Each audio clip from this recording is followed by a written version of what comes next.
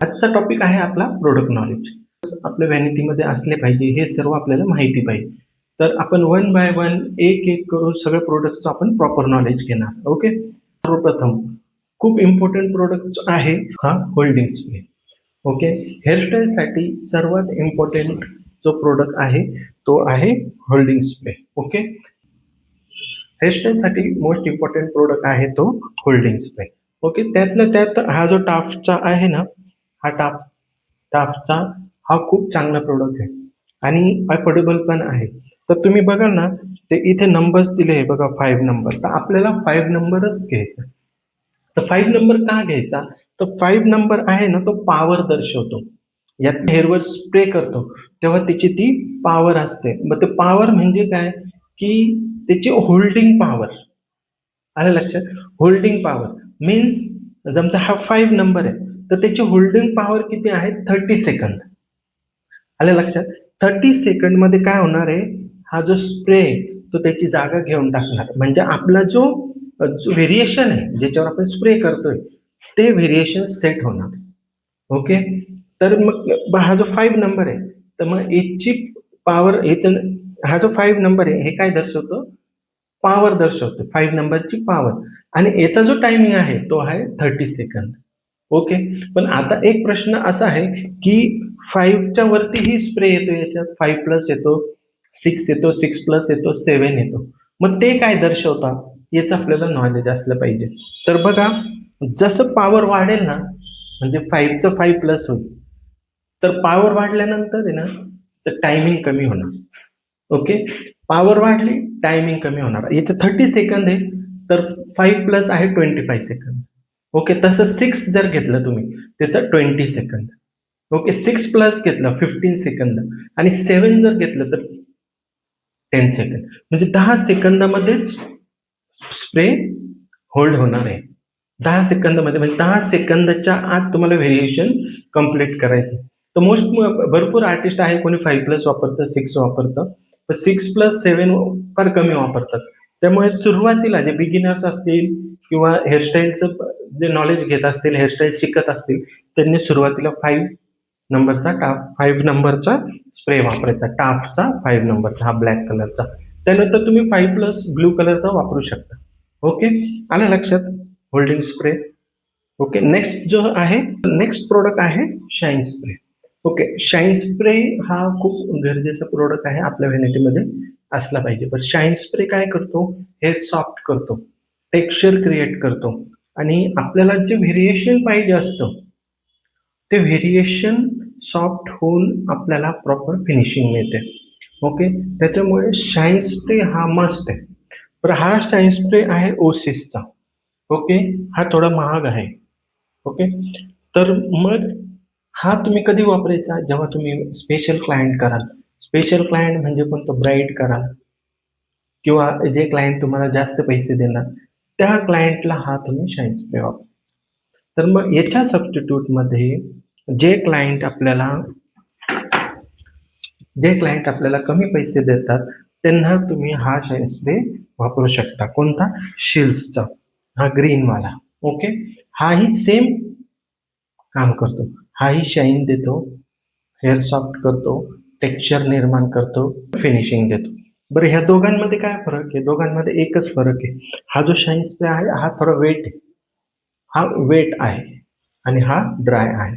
हा इन्स्टंट आपल्याला रिझल्ट देतो, हा थोडा वेळ घेतो. पण दोघांमध्येही रेटचा खूप मोठा डिफरन्स. ओके. तो रेट तुम्ही शॉपमध्ये जाऊन डिफरन्स बघू शकता. त्याच्यामुळे आपल्या व्हॅनिटीमध्ये हे 2 प्रकारचे शाईन स्प्रे असले पाहिजे. एक ओसिसचा शाईन स्प्रे आणि एक हा शेल्सचा शाईन स्प्रे. ओके. म्हणजे स्पेशल क्लायंट आहे त्यांना तुम्ही हा यूज करायचा. जे अफोर्डेबल क्लायंट्स आहेत त्यांना आपल्याला हा ग्रीनवाला शाईन स्प्रे वापरायचा. ओके. नेक्स्ट इम्पॉर्टंट प्रोडक्ट आहे तो आहे मूस. ओके.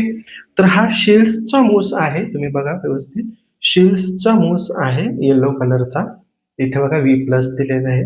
तर हा मूस खूप इम्पॉर्टंट आहे. ओके. अफोर्डेबल प्राइसमध्ये आहे. कधी यूज करायचा आपण प्रॅक्टिकली बघणारच आहे, पण व्हॅनिटीमध्ये हा खूप इम्पॉर्टंट रोल प्ले करतो. तर जेव्हा जेव्हा आपण कर्ल्स करणार त्याच्या जेव्हा जेव्हा आपण कर्ल्स करणार, हेअर प्रिपरेशन करणार, त्यावेळी याचा वापर होतो. त्यानंतर हा एक प्रीमियम प्रॉडक्ट आहे वेलाचा. हा सुद्धा मूस आहे. ओके. तर मग जेव्हा तुम्ही स्पेशल क्लायंट कराल, तेव्हा तुम्ही वेलाचा मूस वापरायचा.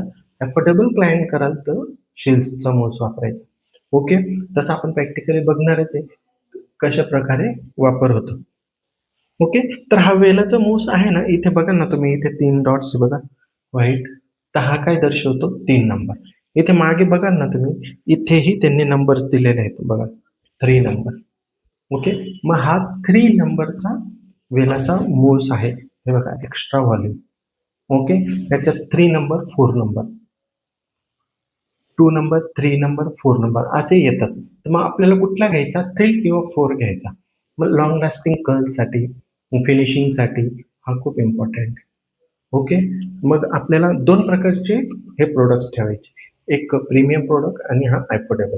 म्हणजे स्पेशल क्लायंटसाठी वेलाचा मूस आणि अफोर्डेबल क्लायंटसाठी शेल्सचा मूस. ओके. प्रॉडक्टचा आहे ना, तो आहे बघा सेविसचा. हा डस्टी टेक्स्चर. हा डस्टिंग पावडर आहे. हा डस्टिंग पावडर काय करतो?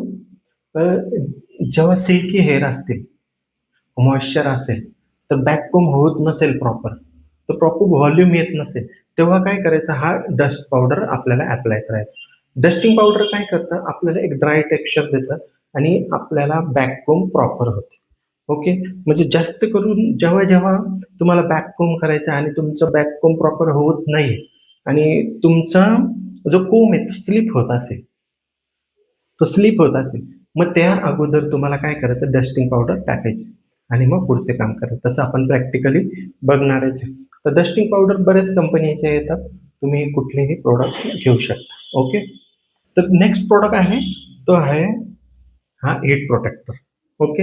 हा हीट प्रोटेक्टर एक तुम्ही व्हॅनिटीमध्ये ठेवू शकता. आता हीट प्रोटेक्टर कधी वापरतात? जेव्हा जेव्हा तुमचं हीट मशीन वापरण्यात येईल, तर हीट मशीन वापरण्याच्या अगोदर तुम्हाला हीट प्रोटेक्टर वापरायचं. ओके. त्यानंतर नेक्स्ट प्रॉडक्ट आहे, तो आहे स्ट्रेक्सचा सिरम. हा एक प्रॉडक्ट आपल्या व्हॅनिटीमध्ये असलं पाहिजे. नेक्स्ट व्हिडिओमध्ये मी तुम्हाला याचा प्रॉपर ॲप्लिकेशन दाखवणार आहे. हे कधी वापरायचं, क्वांटिटी किती असली पाहिजे, रेशो किती असला पाहिजे. पण आता आपलं प्रोडक्ट नॉलेजचा जो टॉपिक आहे, तर त्याच्यामध्ये आपल्याला एवढंच समजायचं आहे, की आपल्या व्हॅनिटीमध्ये कुठला प्रॉडक्ट असला पाहिजे. ओके. तर मग व्हॅनिटीमध्ये आपल्याकडे हा स्ट्रेक्सचा सिरम असला पाहिजे. ओके. ओके. हेअर फायबर बघा कोणचा? टॉपिक. फुल हेअर इंटेन्स फुल hair instantly, hair building fibres, black. Okay. तर हा जो प्रोडक्ट आहे, हा हेअर फायबर आहे. हेअर फायबर कधी वापरतात? जेव्हा हा क्लायंटचे जे हेअर आहे, इथे विरळ असतात. तर विरळ असल्यानंतर जेव्हा आपण व्हेरिएशन करतो, तर ते प्रॉपर दिसत नाही. मग जिथे जिथे विरळ असतात ना, तिथे तिथे आपल्याला हे हेअर फायबर वापरायचं. ओके. तर मग हा एक इम्पॉर्टंट प्रोडक्ट्स आहे. हा पंप दिला आहे त्यांनी. हा पंप आणि हे जे प्रोडक्ट्स आहे, हे अशी बॉटल मिळते. ओके. तर मग हा एक प्रोडक्ट तुम्ही व्हॅनिटीमध्ये